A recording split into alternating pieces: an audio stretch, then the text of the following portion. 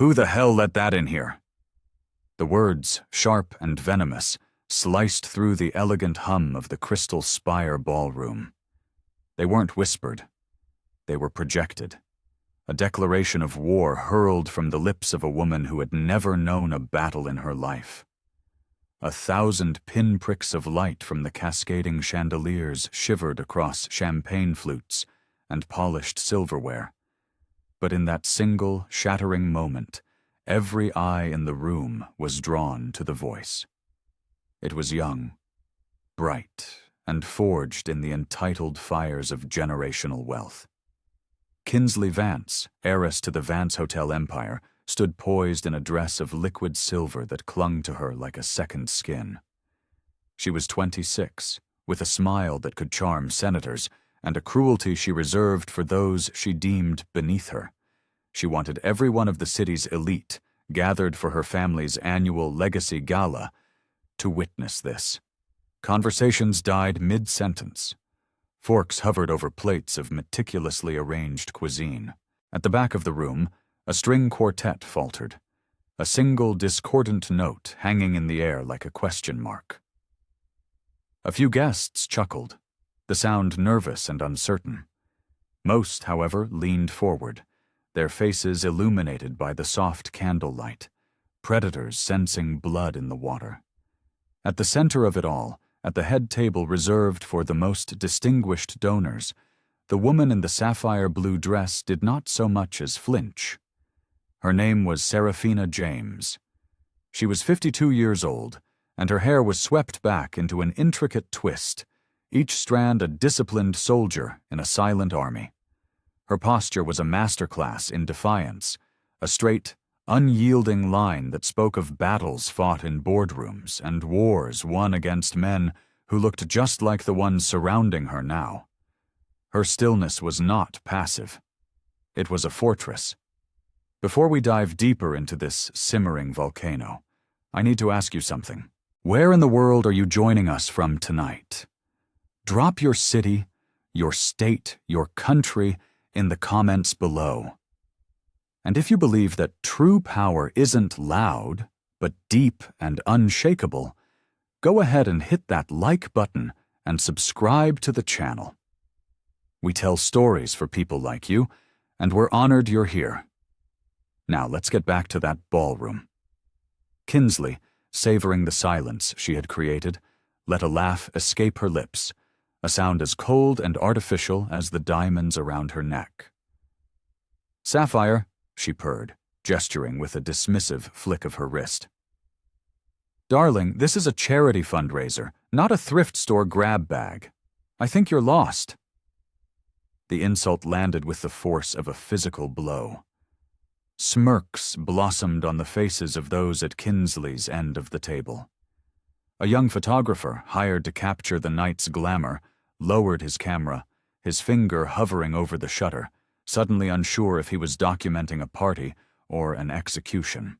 But Seraphina James, the black CEO who had built a global conglomerate from dust and dreams, simply lifted her water glass. Her hand was steady, a surgeon's hand. There wasn't a flicker of anger or shame on her face, only a profound, unnerving calm. She took a slow, deliberate sip, her eyes never leaving Kinsley's. She placed the glass back on the starched white linen with a quiet precision that seemed to suck the remaining air out of the room. She refused the bait. She always did. Kinsley's smile tightened. She was a creature of reaction, accustomed to causing ripples, to making people flinch and scramble. This woman's silence was like a mirror, and Kinsley did not like the reflection. So she pushed harder, her voice rising in pitch. "This table," she announced, her gesture encompassing the circle of billionaires and society doyens, "is for legacy patrons, people whose names mean something. Security can show you to the service exit if you're looking for a more appropriate atmosphere." A wave of sound washed over the room. Shocked gasps, hushed whispers. The ballroom was no longer quiet. It was charged, electric with scandal. Near the grand entrance, a young waitress named Maria nearly dropped a heavy tray of champagne flutes, her eyes wide with disbelief. She was a university student, working 2 jobs to pay for her degree in business, and the woman in the sapphire dress was the kind of person she studied, the kind of leader she aspired to be. A few feet away, a portly man in a tailored suit, a tech investor with a taste for drama, surreptitiously pulled out his phone. The small red light of its camera blinked on, a digital eye eager to capture the carnage. But at the heart of the hurricane, Serafina remained still. Her expression was a mask of placid control, because this was a scene she had played 1,000 times before in 1,000 different rooms. At 24, fresh out of business school, with a plan that would revolutionize the tech industry, a bank manager had told her she'd be better off getting a secretarial degree. At 37, at a conference in Geneva, where she was the keynote speaker, a fellow panelist had asked her to fetch him a coffee. And now, at 52, the architect of an empire that shaped global markets, a woman whose net worth dwarfed that of everyone at this table combined, she was once again being told, in front of the world, that she did not belong. Her silence wasn't weakness. It was the crushing, immense pressure that gathers in the atmosphere before a lightning strike. Kinsley, mistaking the calm for surrender, leaned in closer, the silver of her dress shimmering, her voice dropping to a conspiratorial hiss meant to humiliate. She wanted to be the author of this moment, to write the narrative of Serafina's shame for every guest and every camera to witness. But she was operating under a fatal delusion. She thought she was the queen of this castle. What Kinsley Vance didn't know, what she couldn't possibly comprehend, was that the woman in the sapphire dress already owned the building. Kinsley thrived on an audience. She didn't wait for the shock to settle before escalating. With an imperious snap of her fingers, she summoned the hotel's banquet manager, a man named Arthur Fleming, who had spent 30 years perfecting the art of being invisible. His face, usually a mask of professional deference, was now pale and tight with anxiety. "Arthur," Kinsley's voice rang out, high and clear, ensuring no one missed a word. "This person is not supposed to be here. This table is reserved. Have her removed. Now." Fleming froze, caught between a rock and a hard place. The rock was Kinsley Vance, the volatile heiress who could end his career with a single phone call. The hard place was the woman in the sapphire dress. He didn't know her name, but he recognized the quiet, formidable aura of true power. He had seen her arrive earlier, alone, without the usual fanfare of bodyguards or publicists. He'd assumed she was a quiet +1, a guest of a guest. Now Kinsley was forcing his hand, and his well-honed instincts were screaming that he was walking into a minefield. Across the room, Maria, the young waitress, had placed her tray on a stand, her hands gripping the edge so tightly her knuckles were white. The crystal flutes trembled. She knew this was wrong, fundamentally wrong. She had personally checked the master guest list that afternoon. She knew. Kinsley, sensing Fleming's hesitation, pressed her advantage. She leaned across the table, her silver dress catching the light, her lips curled in a theatrical sneer. "Security will handle this if you can't, Arthur. Tonight's gala is for the real elite, not imposters in last-season gowns." A smattering of laughter, nervous but complicit, rippled through the tables closest to her. A prominent couple seated near the stage exchanged an uncomfortable glance, but remained silent. No one wanted to be the first to challenge the queen in her own court. The cameras, however, were merciless. They kept flashing, documenting every sneer, every moment of gutless silence. It was then that Serafina James finally lifted her eyes. The movement was slow, deliberate, like a sunrise over a frozen landscape. She didn't speak. She didn't even blink. She simply looked at Kinsley, and that gaze, ancient and heavy with a power Kinsley couldn't comprehend, seemed to draw all the warmth from the air. And then came the unforgivable.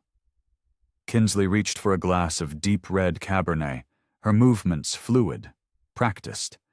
She raised it not to her lips, but outward. With a flick of her wrist, she tipped it, sending a cascade of crimson liquid arcing through the air. It landed on Serafina's dress, splashing across the exquisite sapphire silk, blooming into a dark, ugly stain that spread like a wound. A collective gasp, sharp and unified, echoed through the ballroom. It was the kind of sound that makes chandeliers tremble. "There," Kinsley said, her voice dripping with mock sweetness as she placed the empty glass down with a delicate clink. "Now the color is a little more interesting, more appropriate. What would you do? Right now, in that moment, with 1,000 eyes on you and a stain blooming on your dignity, would you scream? Would you throw a drink back? Or would you do something else entirely? Be honest. Drop your answer in the comments. And if you haven't subscribed yet, now is the perfect time, because the response to this single act is going to shake this entire city to its core." From the edge of the room, Maria the waitress muttered a single word, a prayer under her breath. No. The phones were now held high, no longer hidden. The line between being a guest and being a witness had been irrevocably crossed. Serafina James looked down at the stain, a dark blotch spreading across the fine material over her thigh. She didn't recoil. She didn't flinch. She simply set her own untouched water glass aside, picked up her folded linen napkin, and gently, methodically, pressed it against the stain. Then, with that same infuriating calm, she reached for her phone, which had been sitting face down on the table. Her voice, when she spoke, was not a whisper, but it was so quiet, so controlled that it cut through the noise like a laser. "Initiate the storm protocol," she said into the phone. "Log the event. Timestamp it." On the other end, a voice responded with clipped military efficiency. "Confirmed, Ms. James. Storm protocol initiated. The $5 billion portfolio is armed and ready for withdrawal. All media channels are on standby, awaiting your command." She didn't smile. A smile was a performance, and she was done performing. She simply placed the phone back on the table, her hand resting flat beside it. Her silence was now heavier than any shout, pregnant with a terrible, impending power. Kinsley blinked, her mind struggling to process the cryptic exchange.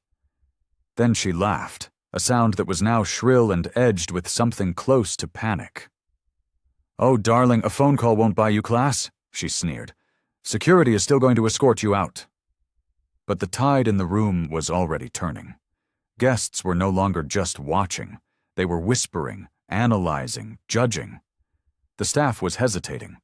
The red recording lights of 100 phones had multiplied, a constellation of digital witnesses.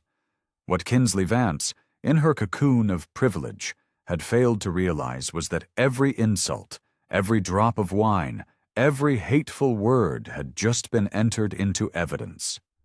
The storm she had so arrogantly summoned had not even begun to break, and the room was no longer a party. It was a tribunal. The whispers that had started as ripples were now swelling into waves. The rhythmic clinking of cutlery had ceased entirely. Even the hired musicians had lowered their instruments, their bows frozen mid-air, becoming part of the silent, watchful audience. Kinsley Vance, sensing her command of the room slipping through her manicured fingers, turned on the banquet manager. "Arthur, why are you still standing there?" she snapped, her voice sharp with frustration. "Remove her! This is my family's event, and I will not have it contaminated by strays." The word strays hung in the air, cruel and deliberate. It echoed off the crystal and marble, landing like a slap in the face of several guests who had themselves climbed their way into this world from far humbler beginnings. They stiffened, their expressions hardening. Arthur Fleming took a hesitant step forward. He was a man who prided himself on de-escalation, on smoothing over the messy affairs of the wealthy. His eyes darted from the silver dress to the sapphire one, desperate to find a diplomatic exit. "Ma'am," he began, his voice strained, "perhaps we should just verify her invitation quietly." Kinsley cut him off with a laugh like shattering glass. "Invitation, please. People like her don't get invitations. They crawl in through the cracks." It was then that a new voice broke the tension. From the back of the room, Maria, the young waitress, finally spoke up, her voice trembling but clear. "I saw her name on the guest list," she said, loud enough for the surrounding tables to hear. Her tray rattled in her hands as dozens of heads swiveled in her direction. "Serafina James, executive tier." Kinsley spun around, her eyes narrowing into dangerous slits. "And who are you?" she spat. "A server. You have a name tag for a reason. Know your place and keep your mouth shut." But the seed of doubt had been planted. A murmur rippled through the crowd. Someone at the next table whispered, "James? As in the Serafina James?" Another leaned closer to his companion. "If she's on the list, then what the hell is this?" The phones tilted higher, the zoom lenses zeroing in. Serafina still hadn't risen from her chair. Her hands rested on the table, one near her phone, the other gently dabbing at the wine-soaked fabric of her dress. For the first time, she lifted her gaze from Kinsley and let it travel across the room until it met Maria's. It was a silent exchange, lasting only a second, but it carried more weight, more gratitude and acknowledgement than Kinsley's entire tirade.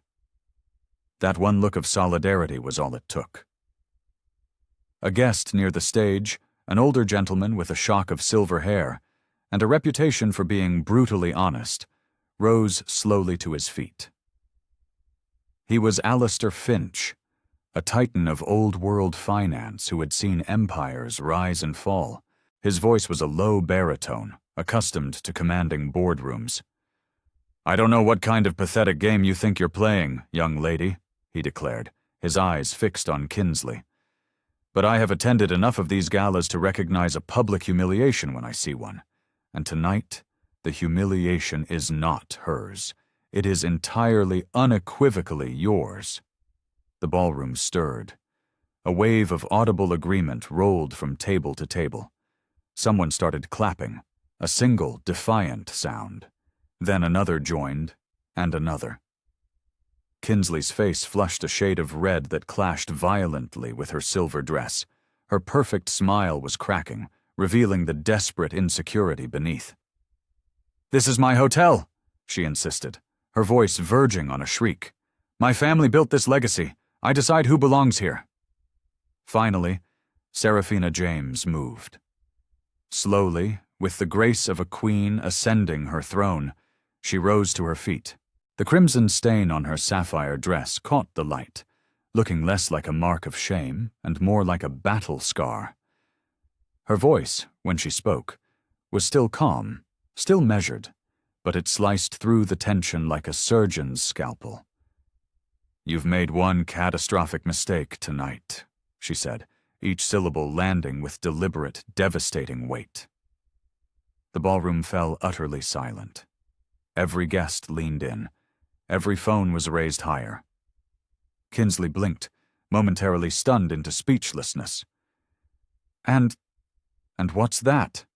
she stammered. Serafina paused, turning her head slightly to scan the room, meeting the eyes of her accuser, the staff, the witnesses, and the silent jury of the city's elite. She let the weight of her impending words settle like a storm cloud that was about to burst. "You mistook my silence for permission." The tide hadn't just shifted. It had become a tsunami. The witnesses were no longer silent bystanders, and the room, this grand ballroom built on the Vance family name, was no longer Kinsley's. It already belonged to the woman in the sapphire dress. Kinsley's smile was no longer just brittle. It was a ruin. The confident laughter that had been her weapon all evening had deserted her, but she was a cornered animal, too proud to surrender the spotlight. Her silver heels clicked sharply against the marble floor as she closed the distance, stopping directly in front of Serafina. "You think a few clever words change anything?" she hissed, her voice a venomous whisper sharp enough to pierce the thick silence. "This is my family's house, my family's ballroom, and you," she gestured contemptuously at the dark stain blooming across the sapphire silk. "You're just trash that somebody forgot to take out." Serafina didn't so much as blink. She stood anchored in the storm, her shoulders squared, her eyes holding Kinsley's with an unnerving intensity. The air around her grew thick, charged with the judgment of 100 silent witnesses. Every guest was now listening, not to the shrill demands of the heiress, but to the profound, powerful silence of her victim. The banquet manager, Arthur Fleming, was visibly sweating. His decades of loyalty were being weighed on a scale in front of a live audience, and he was coming up short. "Miss Vance, perhaps we should take this to a more private setting," he murmured, a desperate plea. "Remove her," Kinsley snapped, cutting him off like a whip. "That is a direct order. Now." That's when Maria, the young waitress, did something extraordinary. She abandoned her tray on a nearby table and stepped forward, placing herself in the space between the two women. Her voice shook, but her words were clear as a bell. "She has a right to be here. I checked the reservations myself this afternoon. She's a guest of honor." A new ripple went through the crowd. Gasps, mutters, and the frantic tapping of fingers on phone screens. Kinsley's cheeks flushed an even deeper crimson. "You'll be cleaning toilets for the rest of your life for that little outburst," she spat at Maria. "Staff does not contradict a Vance in this building." But it was too late. A line had been crossed, not by Serafina, but by her. Maria stood her ground, her chin held high, emboldened by the truth. "Then fire me," she said, her voice gaining strength. "But I will not stand here and lie for you." Serafina's eyes flickered towards the young woman, a brief, almost imperceptible nod of acknowledgement. It was a look that communicated a universe of gratitude, sharp and solid as steel. From across the room, another ally emerged. Alistair Finch, the silver-haired financier, raised his glass. "Enough!" he boomed, his voice resonating with moral authority. "We have all seen what happened. We know precisely who is in the wrong here." A murmur of agreement swept through the tables. People who had been silent only moments before began to find their voices. "She targeted her from the moment she walked in," one woman whispered loudly to her companion. "That wine spill was no accident," a man declared. "This isn't a misunderstanding. It's a calculated humiliation." Kinsley's carefully constructed control was unraveling. Her hands clenched at her sides, her painted nails digging into her palms. "You're all being manipulated," she cried, her voice ragged. "She doesn't belong here. She doesn't belong in our world." Those two words, "our world," hung in the air, heavy and poisoned with the stench of exclusion and bigotry. It was then that Serafina finally broke her stillness. She took a single, deliberate step forward, just enough for the crimson-stained silk of her dress to catch the full glare of the chandelier. Her voice was low, but it seemed to vibrate through the floorboards, reaching every corner of the room. "You believe wealth gives you ownership of this space," she said, her gaze pinning Kinsley in place. "But wealth without wisdom is just noise, and tonight, your noise is coming to an end." The applause that followed was not the polite, scattered applause of a gala. It was slow, deliberate, and steady, like the striking of a judge's gavel. One person clapped, then another, then dozens, until the sound was a unified rhythm of judgment. And for the very first time that night, Kinsley Vance looked small. The power dynamic in the ballroom was shifting. The whispers had become ripples, and the ripples were now forming a tidal wave. Phones were no longer held discreetly. They were raised high, openly documenting the downfall. Guests who had been sipping champagne now leaned forward, their eyes locked on the confrontation. The gala was over. The trial had begun. Kinsley's breath came in shallow, ragged gasps. She tried to muster her bravado, to force the laugh that had always been her shield, but it cracked midway through, a pathetic, broken sound. This is ridiculous, she stammered. She's a nobody. Just look at her. No entourage, no pedigree, no class. Serafina turned her head slightly, as if the insult were nothing more than a passing breeze she refused to acknowledge. She picked up her phone, tapped the screen once, and lifted it to her ear. Her voice remained calm, a stark contrast to Kinsley's unraveling hysteria. "Rachel," she said, her tone deliberate and measured, "log this moment. Activate Escalation Protocol 2. Prepare for a full portfolio review." Her assistant's reply was sharp and immediate, a voice forged in high-stakes efficiency.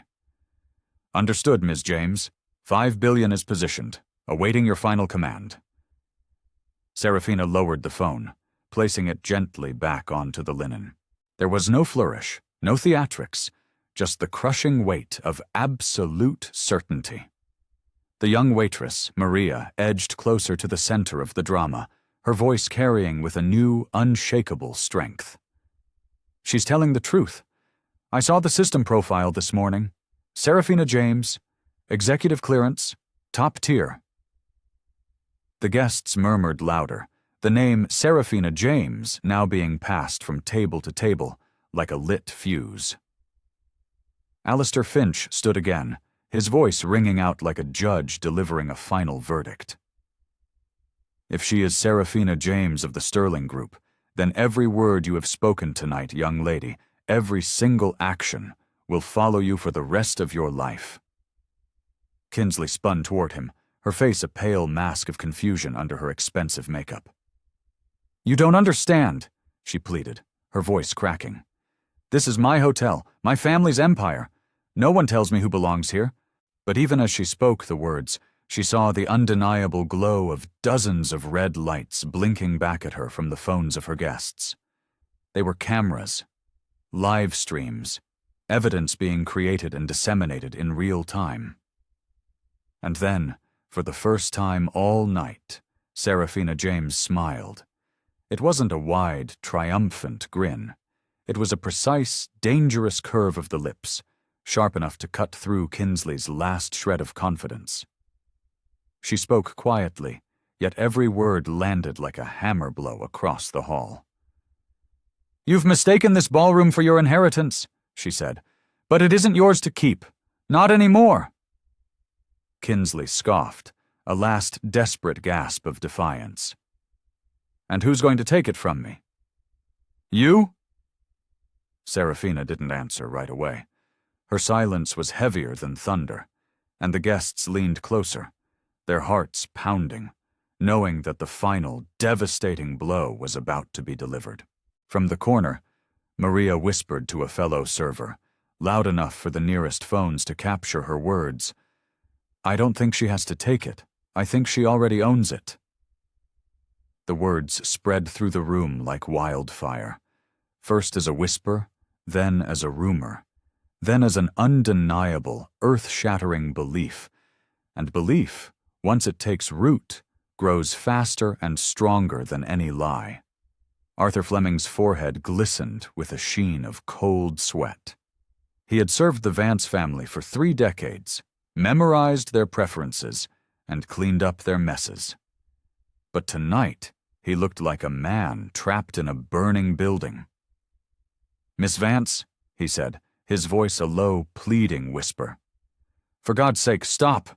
The guests are watching." Kinsley snapped her head toward him, her eyes flashing with wild fury. "Then let them watch! She doesn't belong here!"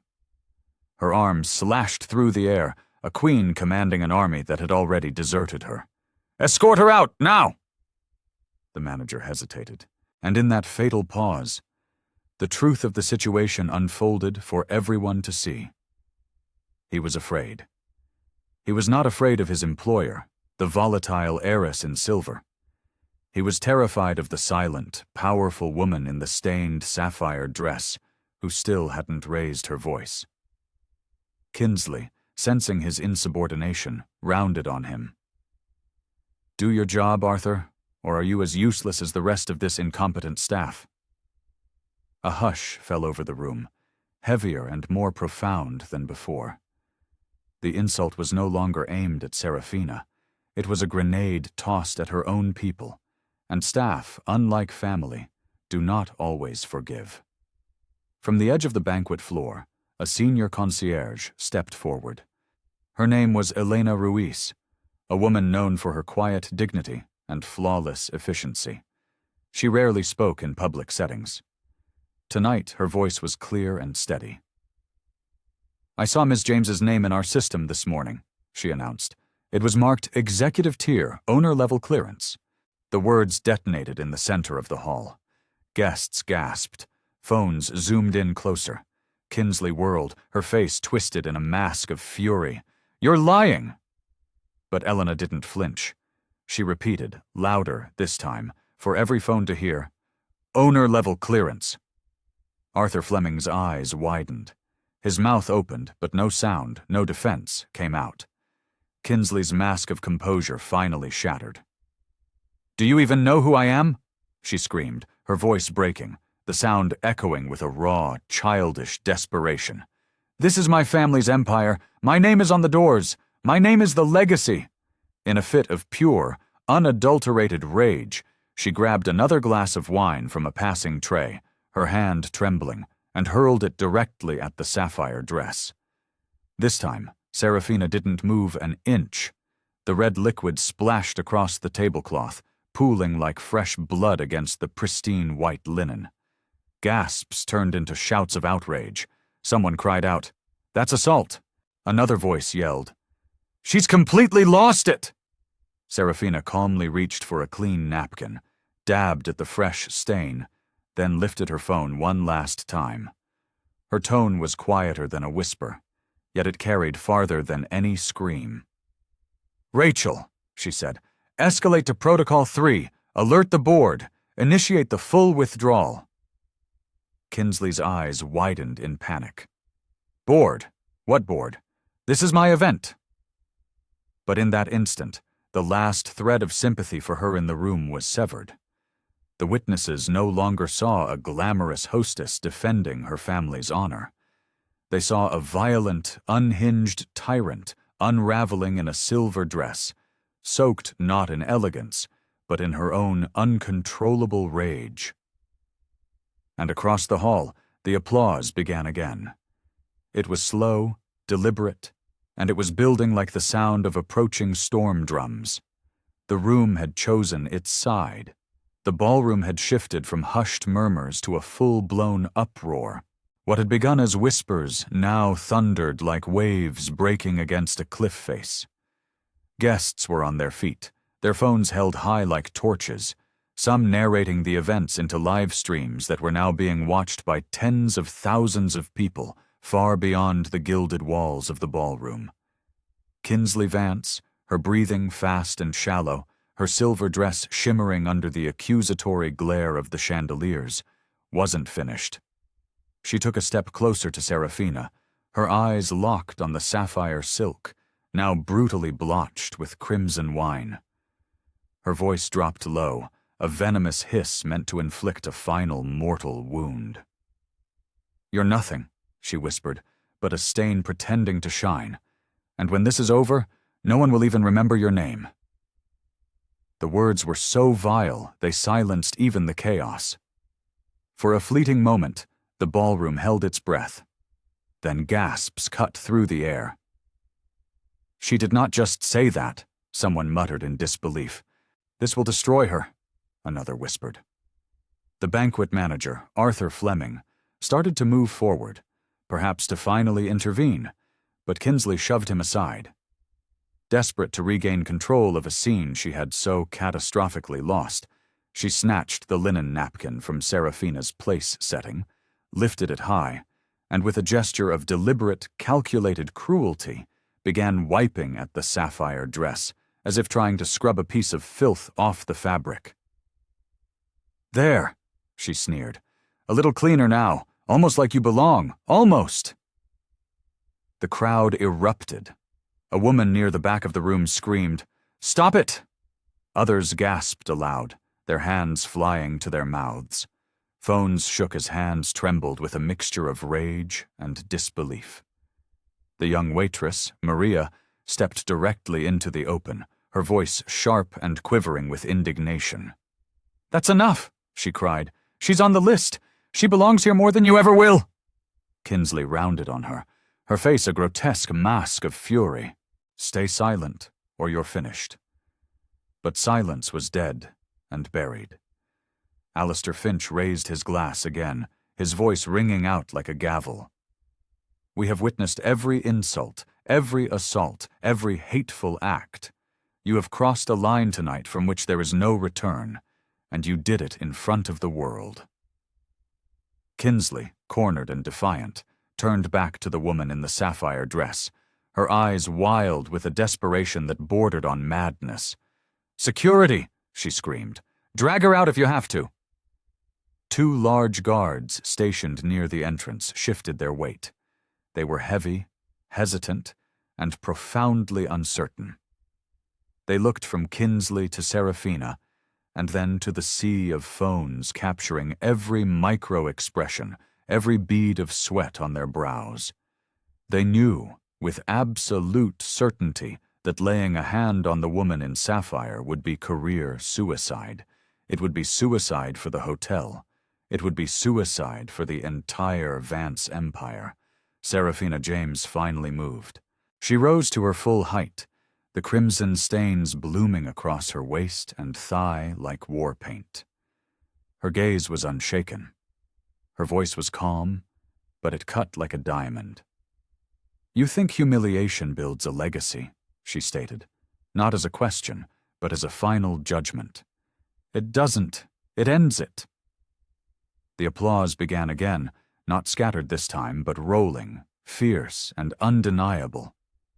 Guests clapped louder, some now standing on their chairs for a better view, their eyes no longer on the unraveling heiress, but on the woman she had tried and failed to erase. Kinsley faltered, her foundation of privilege crumbling beneath her feet. For the first time, a note of genuine, terrified confusion entered her voice. Who even are you?" she whispered. Serafina's eyes narrowed, a glint of the coming storm visible in their calm depths. She did not answer yet. She waited until the silence in the room was absolute, until every person was begging for the revelation. Because when she spoke next, the entire 100-year legacy of the Vance family would collapse into dust. The chandeliers above seemed to flicker, as if the very air in the room was bracing for the impact. The woman in sapphire, calm, steady, and utterly unbroken, picked up her phone again. There was no rush, no tremor, just the deliberate final movement of a chess master about to declare checkmate. She lifted it to her ear, her eyes never leaving Kinsley, who stood trembling in her silver dress. "Rachel," she said, her voice even and low, but amplified by the breathless silence of 100 guests leaning in. "Confirm escalation protocol 3. Notify the board. Full withdrawal protocol is immediate." The ballroom seemed to inhale as one. From the other end of the line, the reply was crisp, merciless, and clear. "Confirmed, Ms. James. All systems live. 5 billion in assets have been marked for immediate divestment from all Vance-related holdings. Executing on your word." Serafina lowered the phone, her hand returning to rest on the table as if she had merely been checking the time. But the effect of her words rippled through the room with the force of a shock wave. Guests gasped, murmurs erupted, Phones tilted closer, capturing Kinsley's reaction. The heiress tried to laugh, but the sound was brittle, a dry, cracking noise that shattered under the immense pressure. "Oh, please," she sneered, her bravado a pathetic echo of its former power. 5 billion? Do you really expect anyone here to believe that? You're bluffing. All of you are being fooled by a woman in a stained dress. But her voice no longer carried any authority. It carried only the stench of fear.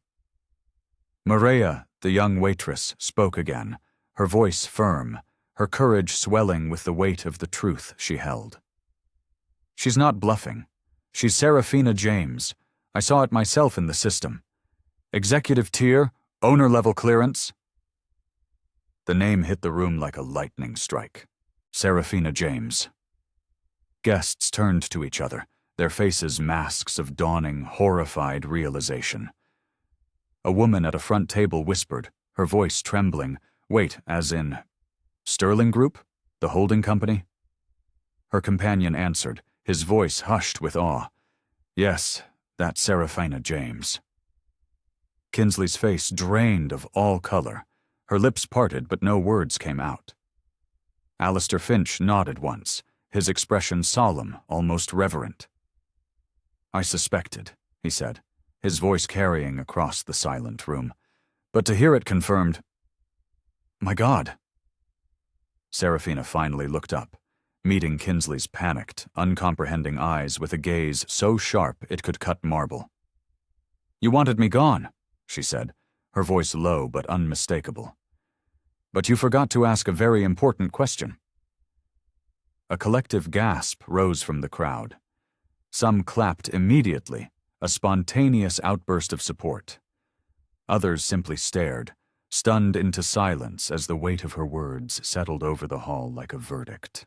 Kinsley stumbled back a step, her composure collapsing along with her world. "No," she whispered, shaking her head. "No, that's impossible. It can't be." Serafina tilted her chin, her calm transforming into something utterly terrifying. "Impossible? You're standing on my floor, drinking from my crystal, and hosting a banquet in a ballroom that my trust has funded for the last 10 years. You wanted to know who I am? I'm your landlord." The silence that followed was suffocating, absolute. Then, from the far end of the hall, applause erupted, loud, unrestrained, and defiant. It spread like a fire, rolling across the tables, building into a roar that shook the very foundations of the building. Kinsley Vance stood frozen in her silver dress, the sparkle gone from her diamonds, her power unraveling thread by thread in the face of a truth she could not fight. And at the center of it all, the woman in the sapphire dress finally allowed herself the faintest of smiles. The storm had not just begun. The storm was here. The ballroom was no longer a banquet hall. It was a courtroom, and every guest was both witness and jury. Serafina James, still calm, still standing tall in her sapphire silk, now streaked with the wine of her enemy, rested her hand lightly on the table as though anchoring the historic moment. Her voice did not rise. It didn't need to. "My name," she said evenly, "is Serafina James. I am the CEO and founder of the Sterling Group, the majority shareholder in Horizon Hospitality International, which acquired the Vance Hotel portfolio 18 months ago." The words detonated like a series of precisely planted charges beneath the marble floor. Gasps tore through the hall. Dozens of guests who had been seated rose from their chairs as if pulled by an invisible string. Phones trembled in the air, live-streaming every syllable to an audience that was now numbering in the hundreds of thousands, far beyond these gilded walls. The heiress staggered back, her eyes wide, her face drained of every last trace of arrogant confidence. "No," she whispered, her head shaking in frantic denial. That can't be true." But denial dissolves under the acid of evidence. The senior concierge, Elena Ruiz, stepped forward again, pulling a small tablet from her pocket. With hands that were rock steady, she angled the screen for the guests at the nearest tables to see. "It's true," she confirmed. "Owner-level clearance. Sterling Group. This system doesn't lie." Screenshots of the confirmation flashed across phones in seconds. Guests murmured furiously, forwarding, posting, amplifying the truth. The ballroom had become a global broadcast studio. Alistair Finch lifted his glass one last time, not in a toast, but in a salute. "I knew we were in the presence of power," he said, his voice carrying a note of pride, not shock. "But I had no idea it was power of this magnitude." Kinsley tried to find her footing, clinging desperately to the last tattered threads of her script. "This is still my family's empire," she insisted, her voice breaking, pathetic. You can't just erase us." Serafina cut her off with a single, devastating look, the kind of look that bends steel. "You erased yourself," she said quietly. "With every insult, with every drop of wine, with every word you thought the world would so easily forget." Silence fell once more, heavier than before. The chandelier light gleamed off the crimson stains on her dress, turning them from marks of shame into emblems of a hard-won victory. Kinsley looked around the room, her eyes desperately searching for allies, but she found none. The guests who once flocked to her circle now averted their eyes, pretending to be engrossed in their phones. The staff who once jumped at her command now stood perfectly still, their faces impassive masks, waiting for a new queen to give them their orders. Serafina lifted her phone one last time, speaking with the measured calm of a general commanding a final, decisive maneuver. "Rachel, confirm execution. Pull the $5 billion portfolio from all Vance Holdings, effective immediately." On the other end, her assistant's voice rang out, resolute and clear. "Confirmed, Ms. James. Funding has been withdrawn. The system is updated." Within seconds, a large screen at the far end of the ballroom, a decorative display that had been showing announcements for the gala, flickered. Then, in bold, stark letters, a notice appeared for all to see. "Funding withdrawal executed. SG portfolio divested."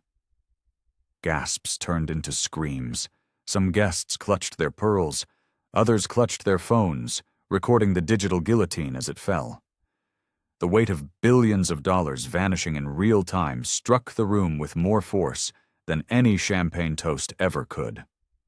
Kinsley Vance finally collapsed into a nearby chair, her body trembling uncontrollably.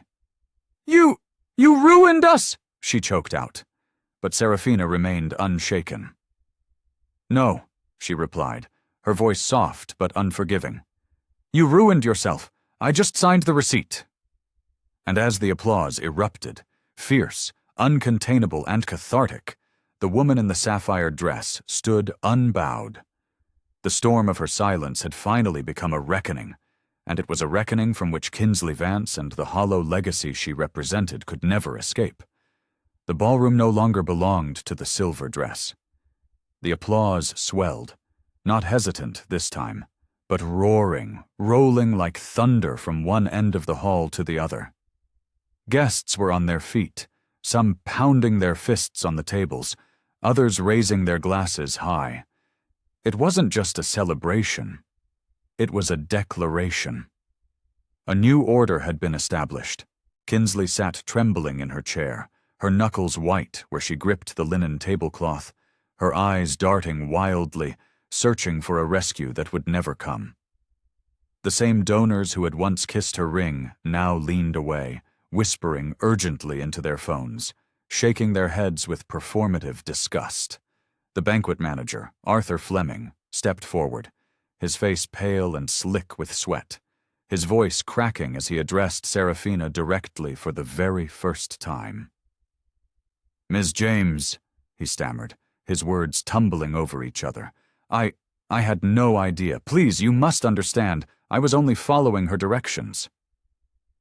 Serafina turned her gaze upon him. She didn't need to speak a single word. The immense, crushing weight of her silence forced him to bow his head, shame burning like a brand across his face.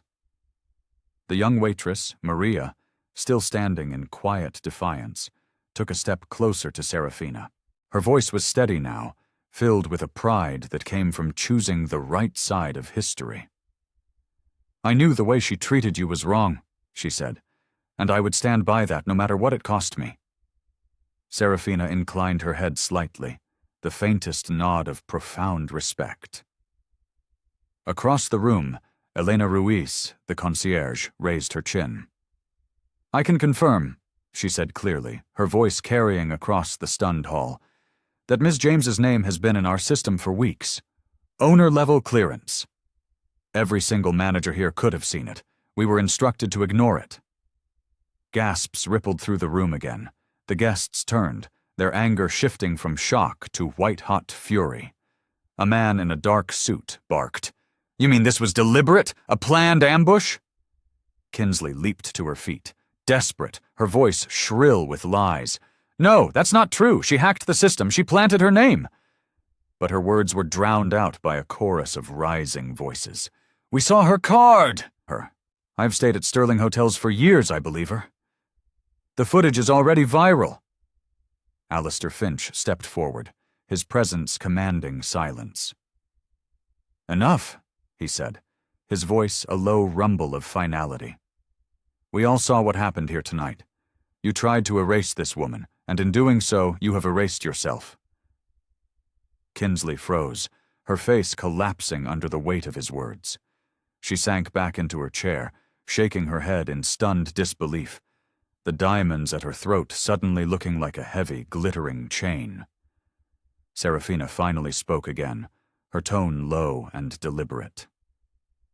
"When the cameras leave, and when the lights finally dim, all that remains is the truth. And the truth is simple. Your legacy ended the moment you mistook cruelty for power." The applause surged again, louder and more passionate than before, now joined by cheers and a few scattered chants of her name. Guests rose from their seats, unconsciously forming a protective half-circle around the woman in the sapphire dress, while Kinsley sat stranded and isolated in her silver gown, drowning in the silence of those who had once clung to her family's name. The ballroom had chosen its side, and it wasn't hers. The applause had not yet faded when Serafina James raised her hand. The room, as if by a single unspoken command, stilled. It wasn't a shout, it wasn't a demand, it was just a gesture, quiet and absolute. She lifted her phone one final time. "Rachel," she said calmly, "terminate the management contracts for Horizon's entire North American hospitality division, effective immediately. Freeze all corporate access credentials for the senior staff present in this room tonight." The reply came back, crisp and merciless. "Confirmed, Ms. James. Executing now." Within seconds, a strange buzz rippled across the room. The phones belonging to the hotel's managers and senior staff chimed, then locked, flashing red error codes. Arthur Fleming looked down at his device, his eyes widening in horror as his 30-year career dissolved into a black screen before his very eyes. No, please," he stammered, but it was too late. Elena Ruiz, the concierge, glanced at her own staff badge. A small green light still blinked. Active, her lips parted in shock, then settled into something deeper. Gratitude. Maria, the waitress, checked hers, too. Still active, still green. Her chest swelled with a profound sense of relief. But the others, those who had laughed along with Kinsley, those who had sneered, those who had followed orders blindly, watched in horror as their badges flashed red, one after another, until the ballroom was lit with the tiny, blinking signals of their professional demise. Gasps spread through the remaining guests. Some whispered, some openly clapped. A man near the stage muttered, "My God, she just erased them in real time." Kinsley surged to her feet, trembling with a rage born of utter powerlessness. "You can't do this! You can't just erase my family's hotel with one phone call!" Serafina's gaze cut through her. "I didn't erase it," she said. "You did. I only pressed confirm." The words landed with the finality of a coffin nail.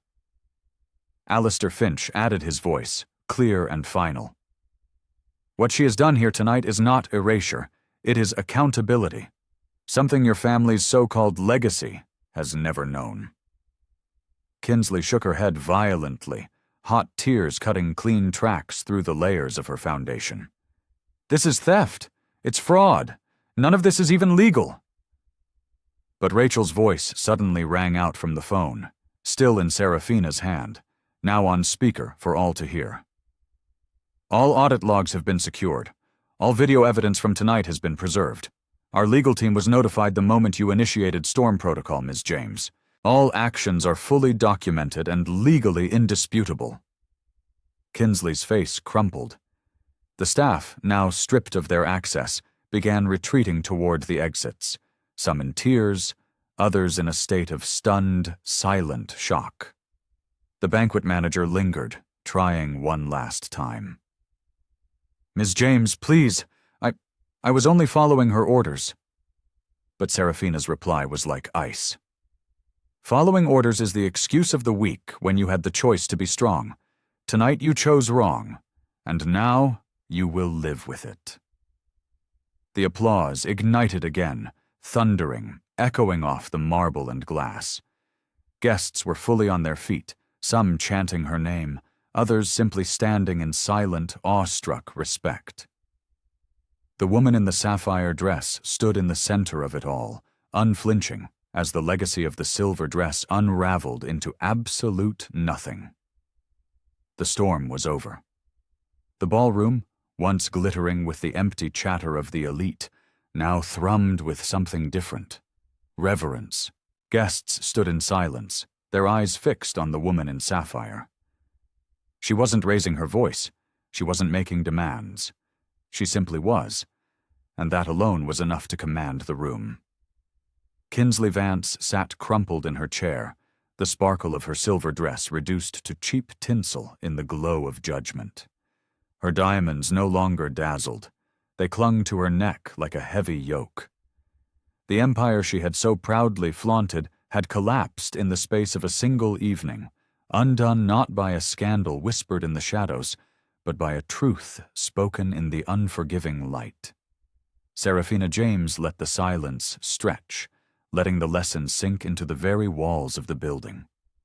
When she finally spoke, her words were soft, but they carried with the weight of thunder.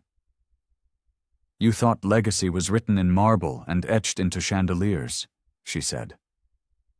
"It isn't. Legacy is written in the moments when you have power, and you must choose how you treat the people you believe cannot fight back." Gasps rippled through the room, but no one dared to interrupt. The phones caught every syllable, their lenses trembling with awe.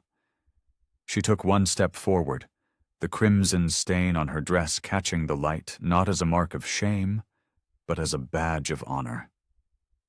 "I didn't need to scream. I didn't need to beg for your acceptance. I didn't need to prove myself to a room of people who had already decided they would never see me. All I ever needed was the truth." She paused, her eyes sweeping over the hall, over the guests still standing in rapt attention, over the few remaining staff members who had found their courage, and over the heiress whose reign had so spectacularly ended. "Tonight," she said, her voice sharpening to a fine blade, "the truth ended your legacy, but it also revealed two new ones." She turned her gaze to Elena Ruiz, the concierge, and to Maria, the young waitress who stood nearby, her eyes wide with a mixture of fear and pride. "Elena, Maria, please see my assistant on your way out. The Sterling Group is funding full scholarships for your children, and for yours, Maria, to any university you choose. Furthermore, I'm creating a new executive training program. You two will be its first members. Your courage tonight has earned you a place at my table." The applause that followed was not just sound. It was a release. It was a roar of approval for justice, for decency, for the idea that good people deserved to win.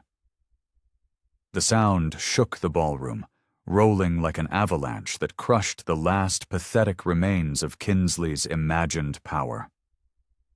Maria wiped tears from her eyes, her chin lifted high.